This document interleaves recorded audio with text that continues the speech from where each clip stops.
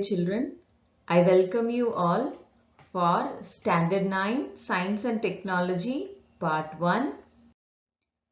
We are going to learn about some substances that we use in day-to-day life, and this is the first module of this chapter. In this chapter, we will be learning about some important salts that we use in day-to-day life like sodium carbonate, sodium bicarbonate, sodium chloride and calcium oxychloride.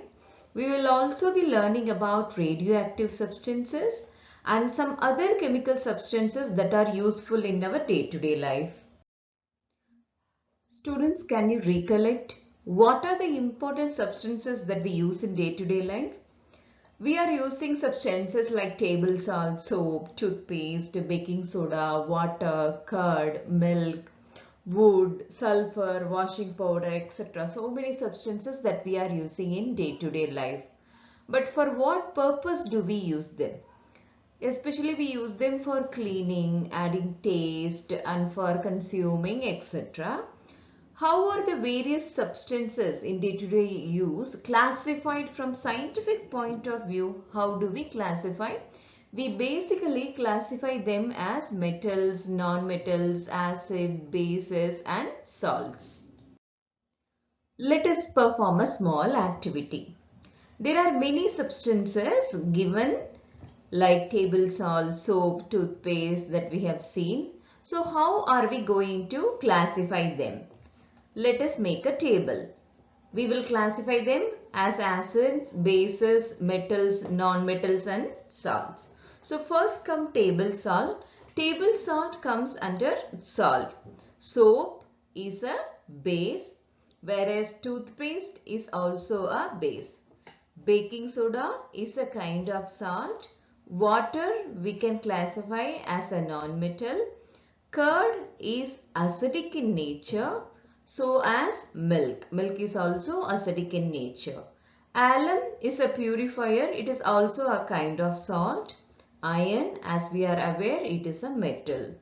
Sulfur is a non-metal and washing powder is also a type of salt.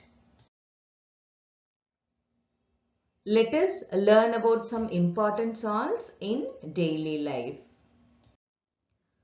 First, what are salts?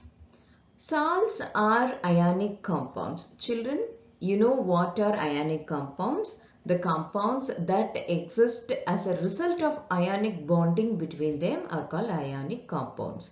Salts are also ionic compounds.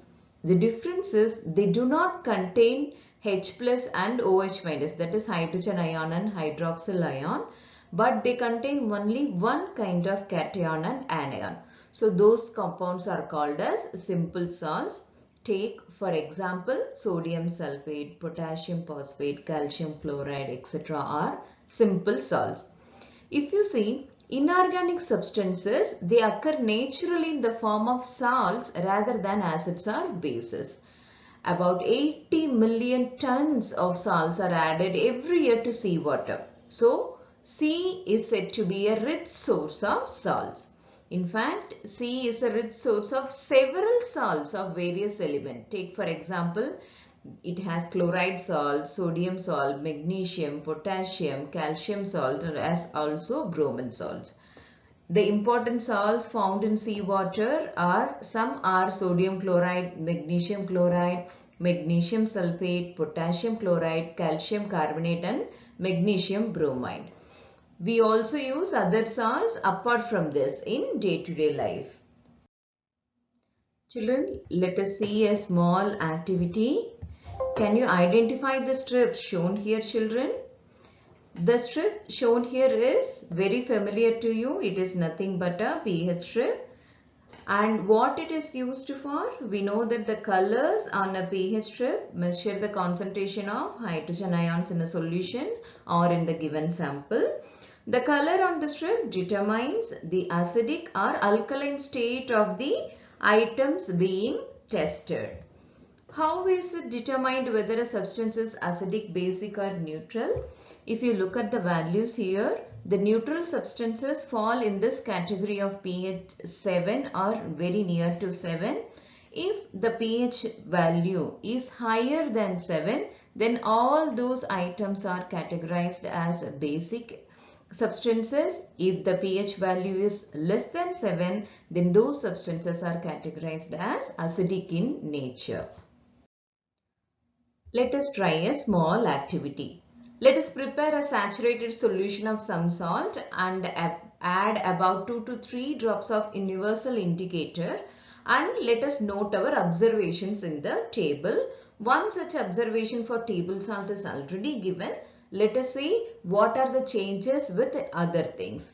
Take for example soap. Soap is a colorless solution, and in the universal indicator it gives greenish blue color with the pH ranging from 7.5 to 9, which makes it basic in nature. Next is about washing soda. Washing soda is also a colorless solution which gives purple color on addition of universal indicator, having the pH value about 11, making it basic again. Talking about baking soda, it is also a colorless solution which gives dark green color with addition of universal indicator with the pH value about 8.1 and basic in nature. Baking powder, which is also a colorless solution, gives blue color with universal indicator with pH value 8.5, again basic in nature. Plaster of Paris is a white color solution which gives green color with universal indicator with pH value 7, making it neutral in nature. If we see, most of the salts are basic in nature or neutral. We have learned from the previous activity that salts do have neutral or basic value. A salt is said to be neutral when its pH value is 7. It will be made from either a strong acid and a strong base or a weak acid and a weak base. The pH value of a salt made from a strong acid and weak base will be less than 7, and in that case it is called as an acidic salt. If the pH value of a salt which is made from a weak acid and strong base is more than 7, then it is called as a basic salt. Now let us learn about our first common salt in use, that is sodium chloride, which is otherwise called as a table salt. The table salt or common salt which gives a salty taste to food. Without salt, the food does not taste good, we know that. It is the most used salt.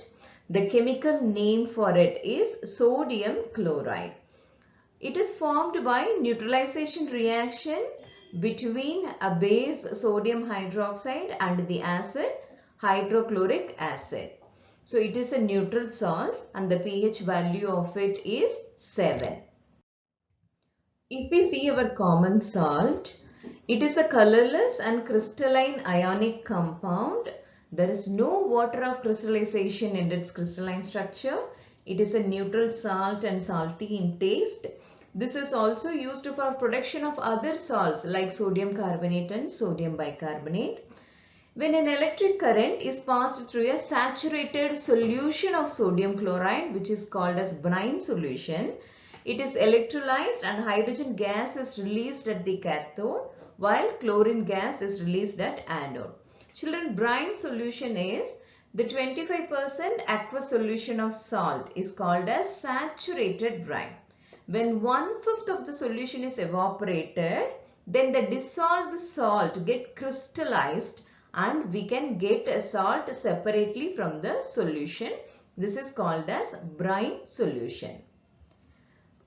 The method is used for production of chlorine gas as well as sodium hydroxide, that is passing electric current and separating hydrogen gas and chlorine gas. So hence chlorine gas is produced as well as it is used for production of sodium hydroxide also. The reaction is sodium chloride with water gives sodium hydroxide with evolution of or liberation of chlorine gas and hydrogen gas. If we see the other properties, when salt is heated to high temperature, that is, if we are heating the salt to about 800 degrees Celsius, then it melts, and this state is called as fused state of the salt. You can see the difference how it have changed after heating or melting. When this fused salt is electrolyzed, chlorine gas is released at anode and we can get liquid sodium metal at the cathode. Children, do you know salt can also be obtained from certain type of rock? This salt is called as rock salt. The mineral, halite and Himalayan rock salt are examples of rock salt. This is also used to treat many diseases. It has many medicinal usage as well. The next commonly used salt we are going to learn is about sodium bicarbonate. You are very much familiar with this one, which is commonly called as baking soda. Baking soda is a white non-crystalline powder. If you see, it is non-crystalline in nature.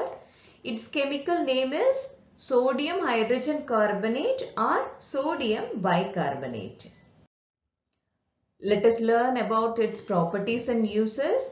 When sodium bicarbonate reacts with the moist litmus paper, the red litmus turns blue. This indicates that this salt is basic in nature. It is also used to make bread, cake, dokla, all the bakery items. We use this sodium bicarbonate. Then being basic in nature, it is used to reduce acidity in the stomach. We know that acidity is caused by excess of acid. Using this basic substance will neutralize this acid and help us to reduce the acidity in the stomach. Sodium bicarbonate is also used to make active substances, that is this carbon dioxide in a fire extinguisher. This carbon dioxide is what used to put off the fire. Then baking soda is also used to clean the oven. It has a high cleansing ability also. It is used to clean various substances including oven. When it comes for baking, children, we know that there are two substances available in market. One is baking powder and the other is baking soda. So what is the difference between them? Baking soda, which is nothing but sodium bicarbonate, that we have learned. The other one is baking powder, which is sodium bicarbonate plus an acidic substance called as cream of tartar used with this. What is the difference where they are used? Sodium bicarbonate is used to make cookies spread during baking. That is the biscuits that will spread. Whereas this baking powder will make the cookies or the cakes puff up. That is to rise up during baking. They are used with acidic ingredients such as buttermilk, lemon juice. Something acidic is needed to use with this baking soda. Whereas baking powder has the acidic substance already with it. So it is used with non-acidic ingredients. So depending on the usage or depending on the need, we can choose either baking powder or baking soda. Children, let us try this. You take a piece of colored cloth. Put some saturated solution of bleaching powder on a small pot and observe. What do you observe? What change will take place in the color of the cloth? We know very well that the place where we have applied bleaching powder, there will be decolorization. Otherwise, the color will be removed. So, it is the property of the bleaching powder having bleaching activity in nature. So we also know that tap water, it has a strong odor in the rainy season, and also we have experienced the same in the swimming pool. So this is due to chlorine gas, which is used to destroy the microbes in water. When bleaching powder is added with the water, chlorine gas is released, which destroys the microbes in water. Chlorine gas is a strong oxidizing agent and it has a strong disinfecting as well as bleaching action. So chlorine is inconvenient to handle because of its gaseous state. So we are using it in the form of bleaching powder for our convenience. The bleaching powder, it undergoes slow decomposition due to carbon dioxide in the air and chlorine gas is released. The bleaching powder gets its property because of this release of chlorine gas. If you see, this is bleaching powder, that is calcium oxychloride, reacts with carbon dioxide to form a salt called calcium carbonate, and it liberates chlorine gas. How this bleaching powder is obtained? It is obtained by the reaction of chlorine gas with slaked lime. Slaked lime is a common name for calcium hydroxide. When this reacts with chlorine gas, it forms calcium oxychloride, which is our bleaching powder, with water. Let us discuss the properties and uses. Bleaching powder is a yellowish white colored solid substance. Its chemical name is calcium oxychloride. It has a strong odor of chlorine gas. It is used for disinfection of drinking water at waterworks as well as water in the swimming pool. It is used for also bleaching the cloth. It is also used for disinfection by the roadside and also at the garbage sites. This is a common sight if we should have seen near the garbage cans and all. When dilute sulfuric acid and dilute hydrochloric acid react rapidly with bleaching powder, it releases chlorine gas completely. So the reaction is calcium oxychloride react with sulfuric acid, forms calcium sulfate with the liberation of chlorine gas and water. Calcium oxychloride, it reacts slowly with carbon dioxide. This is the very common reaction that we see when we sprinkle calcium oxychloride, that is bleaching powder. It reacts with the carbon dioxide in the air slowly. It forms calcium carbonate and chlorine gas is released.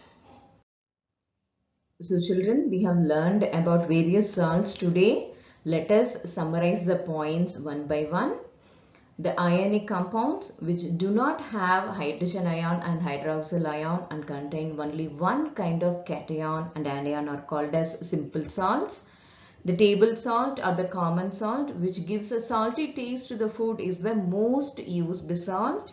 It is a colorless crystalline ionic compound with no water of crystallization. It is a neutral salt and is used for production of other salts also. When electric current is passed through a saturated solution of common salt, it is electrolyzed and hydrogen gas is released at the cathode while chlorine gas is released at the anode.